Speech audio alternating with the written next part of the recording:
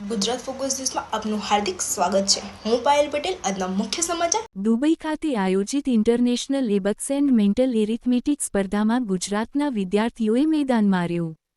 ક્યુબેટિક એજ્યુટેક પ્રા. લી. બેંગ્લોર સ્થિત એબેક્સ ટ્રેનિંગ પ્રોગ્રામ ચલાવતી સંસ્થા દ્વારા પ્રથમ વખત ઇન્ટરનેશનલ લેવલની એબેક્સ એન્ડ મેન્ટલ એરિથમેટિક સ્પર્ધાનું આયોજન કરાયું હતું, જેમાં ગુજરાતના વિદ્યાર્થીઓનો દબદબો રહ્યો હતો।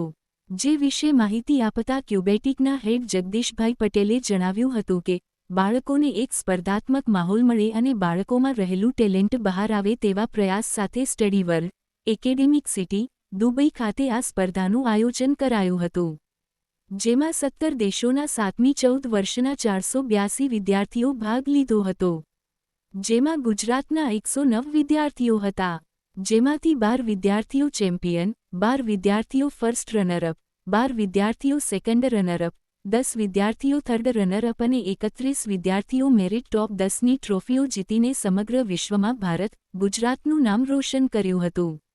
આ સ્પર્ધામાં બાળકોએ ફક્ત 6 મિનિટમાં ગુણાકાર, ભાગાકાર, સરવાળો અને બાદબાકીના 200 દાખલાઓ સોલ્વ કર્યા હતા, જે માટે વિદ્યાર્થીઓએ 2 મહિના પ્રેક્ટિસ કરી હતી।